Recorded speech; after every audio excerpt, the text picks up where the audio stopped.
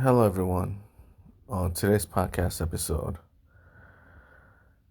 I'm going to talk about, infinity and finite again in the world of duality.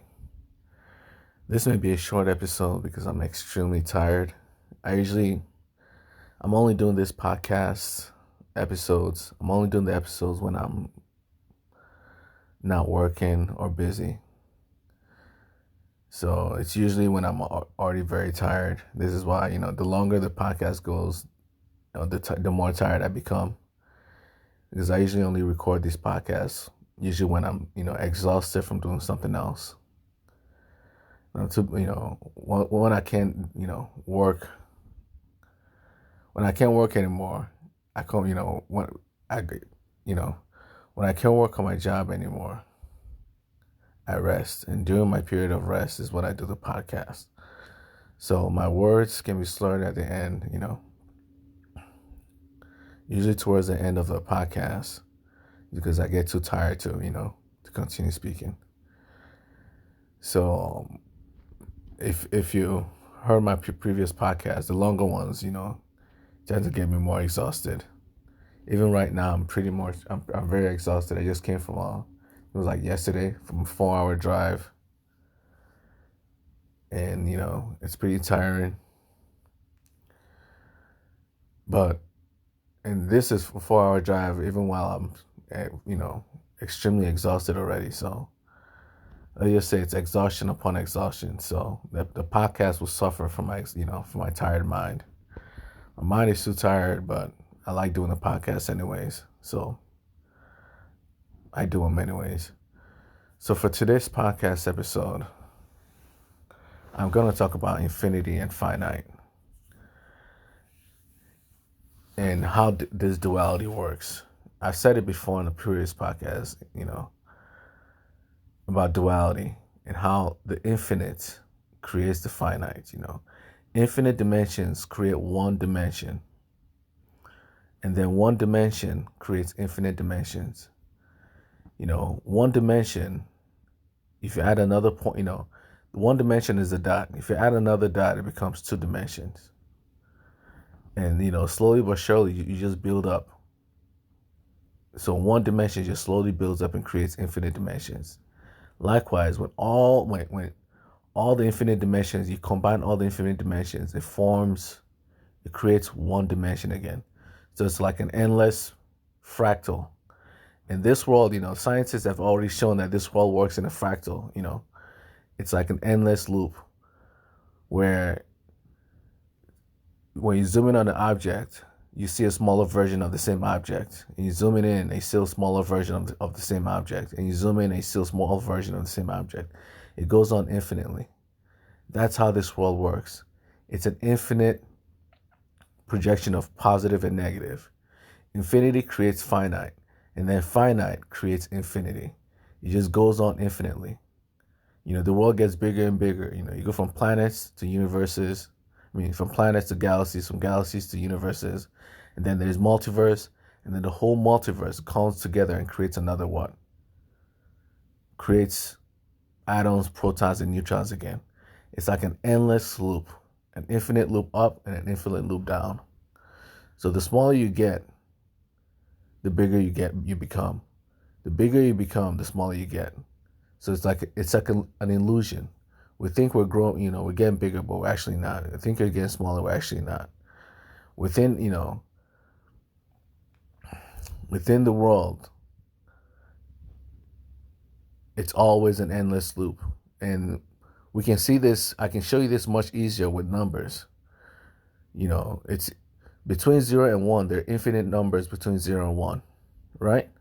Yet 0 and 1 are finite numbers. Yes, you may think I'm lying, but it's the truth. There's 0.1, between 0 and 1, there's 0, there's 0.1, there's 0.001, there's 0.0000001, there's 0.000 infinity 1, there's 0.0000 infinity 1 and 1, there's 0.00 infinity 1 and 1, 1. There's, it just goes on infinitely. Between 0 and 1, there are infinite numbers between 0 and 1, yet 0 and 1 are still finite. There's 0.1, 0.2, 0.3, 0.4, 0.5, 0.6, 0.7, 0.8, 0.9, and then there's 1, 10. So within those finite numbers, there are infinite numbers within them. So infinity creates 1, yet 1 creates infinity. Because 1, if you add another 1 to 1, that's 2. You add another 1 to 1, that's 3. You add another 1 to 1, that's 4. And that goes on infinitely. That's how you create numbers. You just add 1. Just a repetition of 1. So the repetition of 1 creates infinity. Yet between 1 and 0, or between 1 and 2, there's an infinite number of points between 1 and 2. So infinity creates 1, and 1 creates infinity. And that's how it is with intelligence as well. The entire world, we live in an intelligent world. The entire world together is one massive intelligent being. It's one. Within that massive intelligent being are infinite intelligences. Infinite intelligences, like all the different life forms in this world are intelligent, right? But you think that's, where intelligence stops. Only life forms are intelligent, but that's not true. If AI and robots can be intelligent, it tells you that life isn't mandatory for intelligence. The only thing that's mandatory for intelligence is energy, atoms, protons, neutrons, and electrons. And what creates protons, neutrons, and electrons? Subatomic particles. So if we are intelligent, it means our cells are intelligent. If our cells are intelligent, it means the things that create our cells are intelligent. The things that create our cells are protons, neutrons, and electrons. And the things that create those are subatomic particles.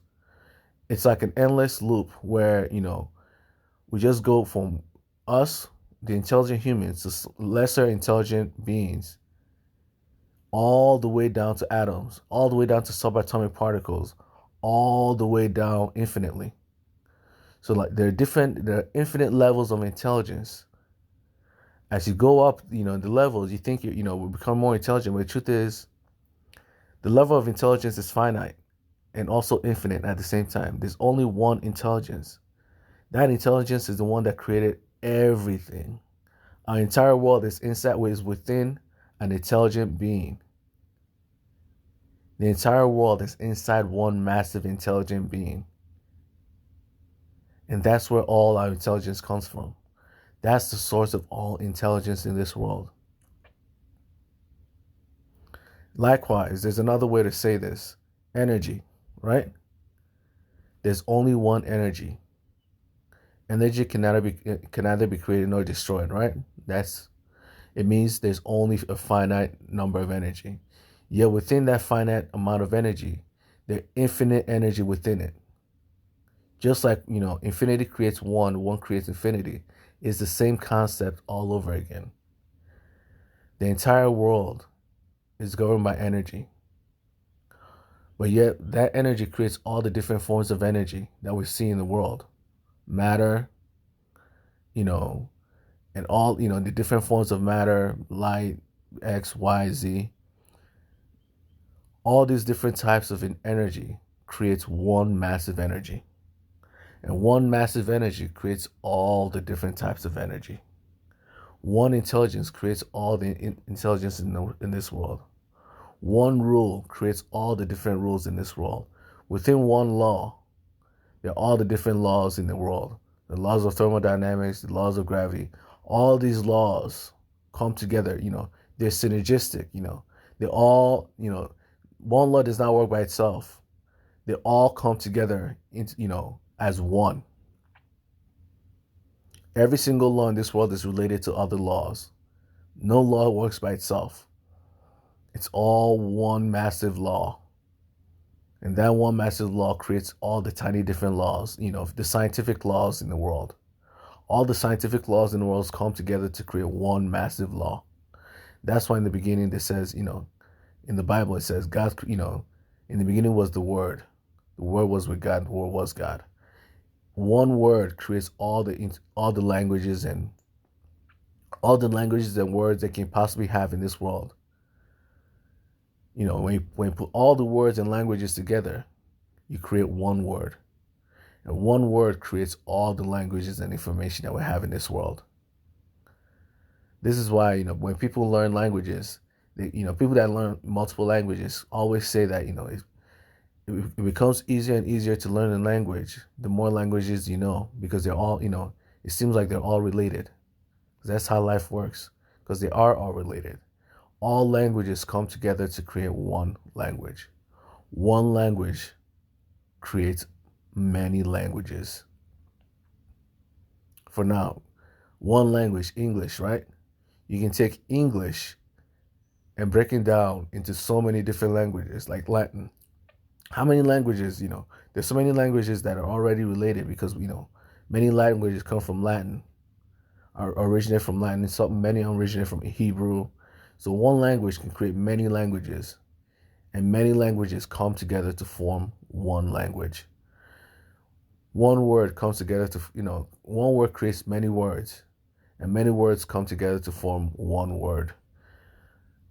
And this pattern repeats infinitely. Infinity comes together to create the finite. Finite births infinity. Finite numbers come together to create infinity. This is why, in the Bible it states that, God is omnipresent. Yet, it also states that there's only one God. So how can both states be true? How can God be everything and also nothing at the same time? And also one at the same time? Well, it's because when you're everything, right? You're only, you become the only thing that exists. When you're everything, when you're everywhere, by default, you're the only thing that exists then. That's how life works. Omnipresence, because God is omnipresent, it automatically means there's only one God. Since energy is omnipresent, there's only one energy. Yes, when you separate energy, energy creates all the different types of energies in this world, like, fire, like, iron, coal, oil. These are different types, they're different types of energies. You can burn fossil fuel, you can take energy from the sun, they're different types of energy. But all these different types of energy comes together to what? To create one energy. Just like all the infinite numbers come together to create one. And one, if you add 1 plus 1, you get 2. And then you add 1 plus 1 again. You add 1 plus 2, you get 3. 1 plus 3, you get 4. And, it goes on infinitely. So it's an endless repetition, an endless fractal. And that's how the world works. God is everything. But because God is everything, He's the only thing that exists. So He's also one. There's only one God. Yet God is everything. So the Bible isn't contradictory. The world around us is contradictory. Finite and infinite are the same thing. Just based off your perspective. Something that's finite is only finite from a certain perspective. Something that's infinite is only infinite from a certain perspective. From one's perspective, we can count from 0 to 1. 0, 0.1, 0.2, all the way to 0.9. And then you add another 0.1, you get 10, right? Or you get 1. So from one perspective, you can count from 0 to 1. But from a different perspective, there's actually infinite numbers between 0 and 1. So it's actually impossible to go from 0 to 1. Because you can never get to the end of infinity. So within 1, there's infinite numbers. And within, infinity, there's 1. So the world always exists where both contradictions exist at the same time. Both contradictions exist at the same time. So here's an example of how both contradictions exist at the same time. When you see the concept of nothing, when you think about the concept of nothing, right? Thinking of it brings it into existence. Thinking of nothing brings it into existence. You know why? Logically, if something doesn't exist, your mind shouldn't be able to think of it. It shouldn't be able to, register in your mind. The fact that you know that nothing exists brings nothing, that very thing that you think doesn't exist, into existence. The world is that contradictory. The very thought of nothing brings nothing into existence. It may sound weird, but that's how life works. The very fact that you think of it brings it into existence. If you couldn't think of nothing itself, nothing wouldn't exist. But because you know what nothing is, just the fact that you know what, that word nothing, that concept nothing is, the fact that you know what it is brings it into existence. So the fact that you think of nothing contradicts its very state. By thinking of nothing, you bring it into existence. So nothing exists. If nothing didn't exist, you wouldn't be able to think of it. Because you can think of it, it means it exists. See how contradictory the world is? The very act of thinking of something brings it into existence. Yet the thing you brought into existence doesn't exist. You see how weird this world is? The thing you brought into existence, nothing, shouldn't exist. But because you think of it, you now brought it into existence. If you didn't think about nothing, it wouldn't exist. But now that you know what nothing is, nothing now exists. Nothing now exists. And this is how contradictory our world is. The world is a world of duality, and both states exist, both opposites of a magnet exist simultaneously together. Positive and negative exist together as one. Infinity and finite exist together as one. Left and right exist together as one. Big and small exist together as one. Everything and nothing exist together as one.